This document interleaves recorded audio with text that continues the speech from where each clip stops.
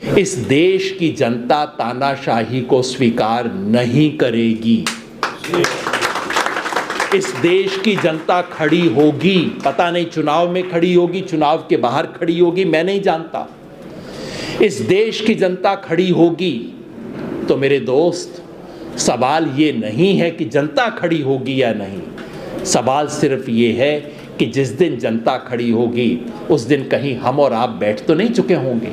ये जो हमारी आंखों के सामने हो रहा है, कल टेलीविज़न स्टूडियो में जो T20 के मैच की तरह स्कोर आपको दिखाया जा रहा था, ये कोई क्रिकेट का मैच नहीं है, ये कोई चुनाव के परिणाम नहीं है, ये केवल राजनीतिक द्वंद्व नहीं है, ये इस सभ्यता का द्वंद्व है। ये एक सिविलाइजेशनल बैटल है जिसके अंदर हम खड़े हैं। और दांव पे किसी ममता बनर्जी की कुर्सी नहीं है, दांव पे किसी हेमंत बिस्वा शर्मा के सिंहासन नहीं है, दांव पे दिल्ली के दरबार और दिल्ली की ताकत नहीं है, दांव पे लगा है इस देश का इतिहास, इस देश की सभ्यता, हमारी संस्कृति, हमारी मिट्टी, ये दांव पे इस वक्त लगी हुई है। और इसलिए राजनीति इस वक्त होगा कुछ लोगों के लिए सत्ता का खेल होता है, राजनीति का खेल ऐसे ही देखा जाता है, ऐसे ही खेला जाता है, कुर्सियों के लिए, टिकट के लिए, इन सब चीज़ों के लिए। मगर याद रखिए, जिस युग में आप और मैं जी रहे हैं उस युग में राजनीति युग धर्म है, उससे बड़ा काम कोई हो नहीं सकता, क्योंकि देश को बनाने या इस देश को बिगाड़ने का काम, इस सभ्यता को बचाने या इस सभ्यता को तहस नहस कर देने का काम आज राजनीति में हो रहा है। तो जो तोड़ने वाले हैं वो राजनीति में हैं, इसलिए बचाने वालों को राजनीति में आना पड़ेगा, क्योंकि सबसे बड़े स्मगलर, सबसे बड़े बदमाश, सबसे बड़े गुंडे राजनीति में हैं, इसलिए हर साधु को राजनीति में उतरना पड़ेगा, कोई विकल्प नहीं है। इसलिए तमाम चीजें कहना हम राजनीति नहीं करते जी, अरे राजनीति तो बहुत बुरी है, इस तरह की बातें हम करना बंद कर दें। इनका कोई मतलब नहीं है इन बातों का, जिसका मतलब नहीं कि हम में से सब लोग किसी पार्टी में शामिल हो जाएं, जिंदाबाद मुर्दाबाद करने लगे, टिकट मांगने लगे। राजनीति करने के 100 तरीके हो सकते हैं। सत्ता की राजनीति भी है, संघर्ष की राजनीति भी है, संस्कृति की राजनीति भी है, विचार की राजनीति भी है। तो जो आपकी राजनीति हो वो कीजिए, लेकिन कृपया राजनीति से पीठ मत मोड़िए। राजनीति अगर हम छोड़ देंगे तो फिर सिर्फ गुंडे बदमाश, इस देश को तोड़ने वाले लोग, इस देश के हर शख्स को बांटने वाले लोग राजनीति करेंगे और कोई राजनीति नहीं करेगा। इसलिए राजनीति तो करनी है कि राजनीति सतही हो सकती है, राजनीति गहरी हो सकती है। और जब सतही राजनीति में धक्का मिले तो हमें 4 कदम नीचे गहरी राजनीति में उतरना चाहिए। कल से मैं समझता हूँ यहाँ बैठे हुए बहुत लोगों को धक्का लगा होगा, मैं भी उनमें से हूँ। ये मैं नाटक करूँ कि कोई फर्क नहीं पड़ता है तो चलता है, कोई क्रिकेट मैच का स्कोर थोड़ी था, हम सबके भविष्य का मामला है। ये खेल खेलने वालों के बच्चे तो अमेरिका कनाडा चले जाएंगे, हमारे बच्चे तो यहीं पे रहेंगे ना। तो मैं तो उसका हमें चिंता करनी है, उसके बारे में सोचना है। मगर शायद 1-2 और साथियों ने भी कहा था ये बात को कि जब जब कोई संकट आए, वो संकट सदमे का समय नहीं है, दुख मनाने का समय नहीं है, वो और गहराई में उतरने का समय है। और दुनिया का इतिहास गवाह है, जब जब कोई बड़ा संकट आया है तब तब दुनिया में गहरा चिंतन हुआ है। ये जितने बड़े बड़े थिंकर हम कहते हैं ना, ये सब थिंकर उस जमाने में पैदा हुए थे जब उस समाज में बहुत भारी संकट आया था। तो आज का हिंदुस्तान सिर्फ उस पुराने अंबेडकर, उस पुराने गांधी पर निर्भर नहीं करना चाहता। ये जो यहाँ बैठे हुए हैं, इनमें भी कोई अंबेडकर और गांधी होगा जो लिखेगा, जो बोलेगा, जो कुछ करेगा। क्योंकि अगर संकट में जो समाज गहरे विचार पैदा नहीं कर सकता, वो समाज बच नहीं सकता।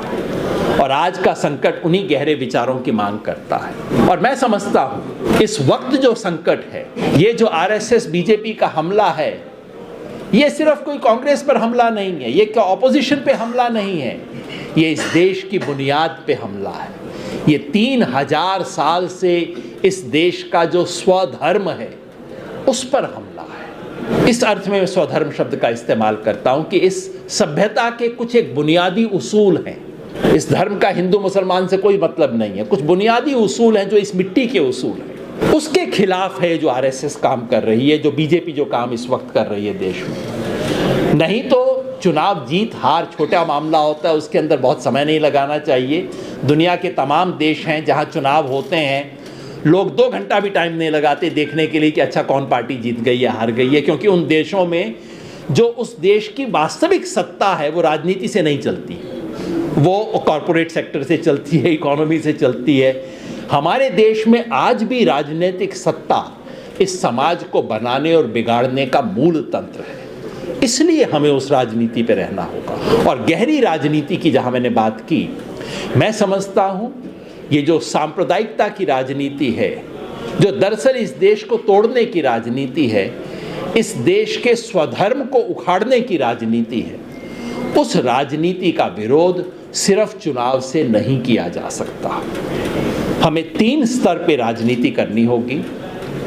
सत्ता की राजनीति, वैसे मैं कहता हूं कई बार कि 5 तरह की राजनीति होनी चाहिए, और दुर्भाग्य हमारे समाज का ये है कि हमने उन 5 राजनीति को 5 हिस्सों में बांट दिया है। एक है सत्ता की राजनीति, सत्ता योग मैं कहता हूं इसे, ये हमने पॉलिटिकल पार्टियों को दे दिया है, 5 साल में एक बार करते हैं, और 5 साल वाले उस यज्ञ से 3 महीना पहले अपनी आंख खोलते हैं, बाकी समय सोते हैं। दूसरी है संघर्ष की राजनीति, वो हमने कुछ विजय भाई जैसे लोगों को, आंदोलन जीवियों के हाथ में पकड़ा रखी है कि जाओ तुम संघर्ष करो, तो मेधा पाटकर तुम संघर्ष करो, और कभी कभी दूर से हम कहते हैं तुम संघर्ष करो हम तुम्हारे साथ हैं, मतलब मैं अपने घर में बैठा हूं तुम संघर्ष करो, चढ़ जा बेटा सूली पे राम बली करेगा।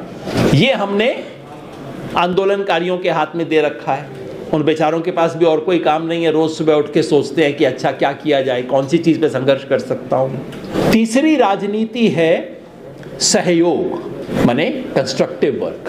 क्रांति होने से पहले मेरे घर के सामने जो कुछ गड़बड़ है वो तो कचरा तो मैं उठा दूं, ये काम हमने एनजीओ को दे रखा है।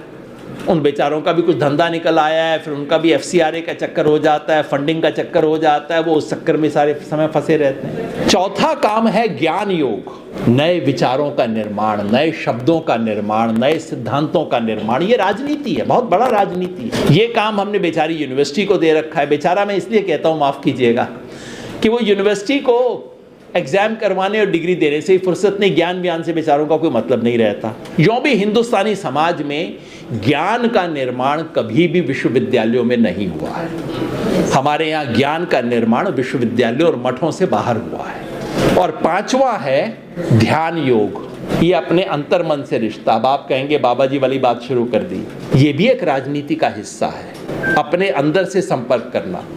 ये काम आजकल हमने बाबा लोगों के हाथ में दे रखा है। एक ठग से बड़ा दूसरा महाठग उनके हाथ में दे रखा है। क्या राजनीति में ये 5 काम एक साथ किए जा सकते हैं? ये 5 काम महात्मा गांधी कर रहे हैं। आप शायद एग्री ना करें, लेकिन ये 5 काम बाबा साहब कर रहे हैं। 5 चीजों को एक साथ कर रहे हैं। ये है राजनीति। आज हमें इस देश पर जो हमला हो रहा है उसका मुकाबला करने के लिए गहरी राजनीति करनी होगी। हम में से कई लोग पहली सतह की राजनीति भी करेंगे और उनका समर्थन करना चाहिए। जो चुनाव की राजनीति करे बहुत अच्छी बात है, समर्थन करें, सहयोग करें। लेकिन संघर्ष की राजनीति, समाज में रचनात्मक काम की राजनीति, ज्ञान निर्माण की राजनीति और अपने अंतर मन से जुड़ने की राजनीति, इन 5 राजनीति को हम एक साथ बना सकेंगे तो हम इसका मुकाबला करेंगे। बस एक डायलॉग बोल के अपनी बात खत्म कर दूंगा, क्योंकि बहुत दोस्त कई बार मायूसी में पूछते हैं कि क्या होगा, कि कुछ हो पाएगा क्या। कल भी कई फोन आए, अब कितना लगे रहें, कुछ होगा क्या।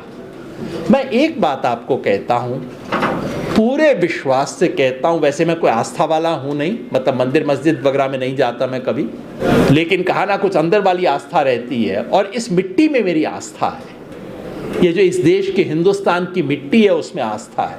मैं एक बात कहता हूं, हो सकता है वो बात 3 साल बाद सच हो सकता है 5 साल बाद सच हो सकता है मेरे मरने के बाद सच हो। इस देश की जनता तानाशाही को स्वीकार नहीं करेगी। इस देश की जनता खड़ी होगी, पता नहीं चुनाव में खड़ी होगी, चुनाव के बाहर खड़ी होगी, मैं नहीं जानता। इस देश की जनता खड़ी होगी। तो मेरे दोस्त, सवाल ये नहीं है कि जनता खड़ी होगी या नहीं, सवाल सिर्फ ये है कि जिस दिन जनता खड़ी होगी उस दिन कहीं हम और आप बैठ तो नहीं चुके होंगे। बस इसका ध्यान रखिएगा। बहुत बहुत शुक्रिया।